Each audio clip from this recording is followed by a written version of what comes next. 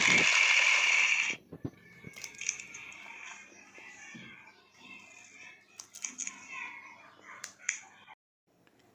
स्वामी समर्थ. आज आपण चीजलिंग याची रेसिपी करणार आहोत. आपण दोन प्रकारचे चीजलिंग करणार आहोत, एक मिठाचे आणि दुसरे मसाला चीजलिंग. बराच वेळेस असे चीजलिंग आपण डीमार्टमध्ये किंवा बिग बाजारमधून विकत घेत असतो, परंतु हे चीजलिंग बनवणे खूपच सोपे आहे. घरच्या घरी एकदम कमी सामानामध्ये हे चीजलिंग बनवून होतात आणि टेस्टमध्ये देखील कॉम्प्रोमाइज करण्याची गरज नाही. सेम टू सेम टेस्ट या चीजलिंगची येत असते. इवन मार्केटपेक्षा देखील चांगले चीजलिंग आपण घरच्या घरी बनवू शकतो. चला तर त्याच्यासाठी इथे 2 कप मैदा घेतलेला आहे आणि त्याच्यामध्ये 2 चमचे बटर टाकलेलं आहे. थंड बटर घालायचं, मेल्ट केलेलं बटर टाकायचं नाही. आता आपल्याला याच्यामध्ये घालायचं आहे चीज. तर चीज याच्यामध्ये आपण प्रोसेस चीज घालणार आहोत. इथे मोझरेला चीज वापरायचं नाही, नाहीतर मग तळता येणार नाही. प्रोसेस चीजचे जे क्यूब मिळतात ते वापरले तरी चालतील. 2 क्यूब घालायचे आहेत, 2 किंवा 3 क्यूब. आपल्याला कितपत चीजलिंग हवी आहेत तसं चीज घालायचं. मी 2पेक्षा थोडासा मोठा आकाराचा तुकडा इथे कापून घेतलेला आहे आणि किसणीने आपण इथे किसून टाकणार आहोत, म्हणजे आपल्याला पीठ मिक्स करण्याला प्रॉब्लेम येणार नाही. व्यवस्थित चीज किसून टाकायचं, हाताने इथे क्रश करायचं नाही, किसूनच घालायचं, म्हणजे व्यवस्थित पिठाला आपण चीज लावू शकतो. बघा आता आपलं किसून झालेलं आहे. आता व्यवस्थित पिठाला हे चीज आणि बटर लावून घ्यायचं आहे. बटर जर नसेल तर घरामधील गावठी तूप असेल तर ते घट्टच घालायचं, पातळ करून टाकायचं नाही. व्यवस्थित मैद्याला आता आपण चीज आणि बटर चोळून घेणार आहोत. संपूर्ण चीज इथे हाताने असं क्रश करायचं, म्हणजे मैद्याला सगळीकडे चीज लागायला पाहिजे, म्हणून व्यवस्थित हाताने चोळून घ्यायचं आहे. आता याच्यामध्ये आपण 2 चिमूटभर बेकिंग पावडर घालणार आहोत आणि अर्धा चमचा मीठ. सुरुवातीला चीज व्यवस्थित पिठाला चोळून घ्यायचं आणि नंतरच बेकिंग पावडर आणि मीठ घालायचं, नाहीतर मग एका ठिकाणी चीजला बेकिंग पावडर चिपकण्याची शक्यता असते. आता व्यवस्थित हे देखील मिक्स करायचं आणि याच्यामध्ये रूम टेम्परेचरचं दूध घालायचं आहे. गरम आणि थंड असं कुठलंही दूध घालायचं नाही. नॉर्मल आपलं रूम टेम्परेचरचं दूध आहे ते घालायचं. थोडं दूध टाकायचं आणि गोळा मिक्स करायचा. हे बघा, याप्रमाणे गोळा तयार केलेला आहे. आपण चपातीचं ज्याप्रमाणे पीठ लावतो त्याच्यापेक्षा थोडासा टाईट गोळा लावायचा. याप्रमाणे पीठ होतं. ज्यावेळेस आपली कुठलीही वस्तू कुरकुरीत किंवा क्रंची होणार असते त्यावेळेस त्याचं पीठ असं होत असतं. हा त्याचा सिम्बॉलच आहे. ज्यावेळेस असं पीठ होतं त्यावेळेस ती वस्तू कायम क्रंचीच होत असते. आता याला झाकून ठेवायचं आहे. सुकलेलंच कापड टाकलेलं आहे, ओलं कापड टाकायचं नाही. फक्त 10 ते 15 मिनटं झाकून ठेवायचं आणि लगेच हे चीजलिंग लाटायला घ्यायचे आहे. जास्त वेळ झाकून ठेवायचं नाही, नाहीतर मग पीठ पातळ होण्याची शक्यता असते.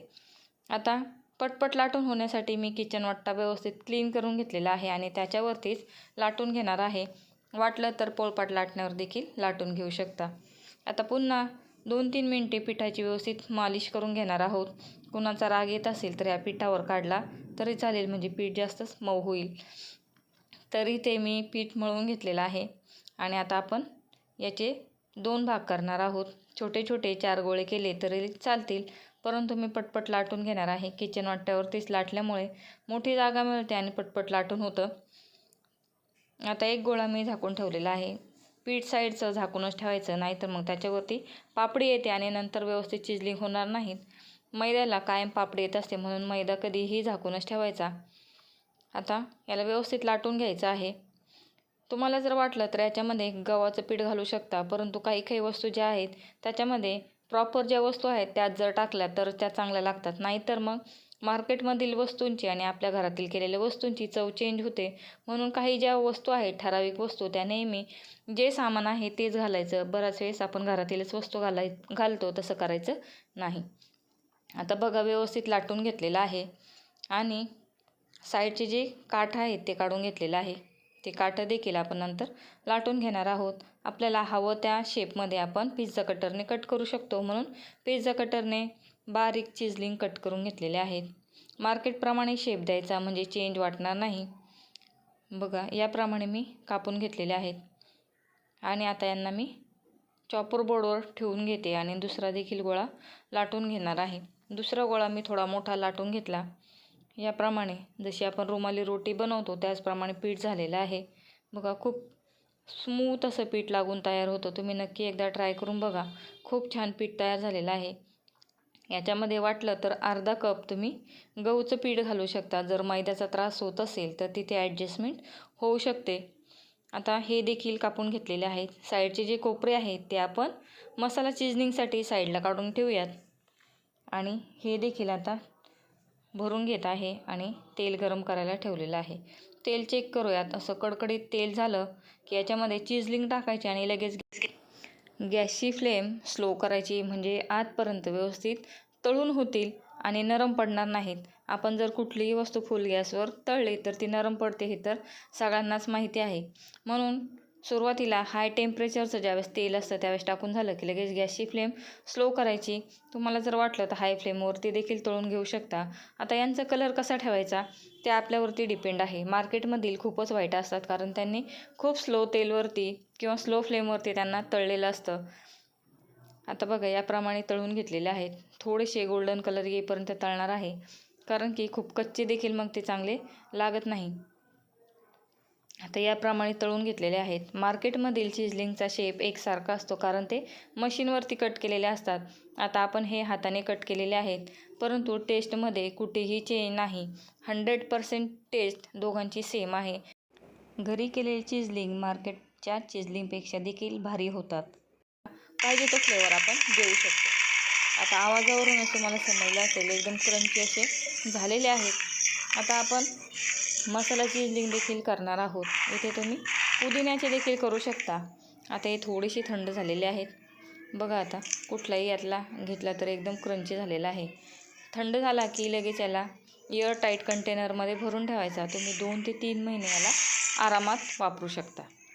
आता इथे गरम केलेलं 1 चमचा तूप टाकलेला आहे आणि थोडीशी काश्मीरी मिरची आणि चाट मसाला टाकलेला आहे आणि मिक्स करून घेतलेलं आहे.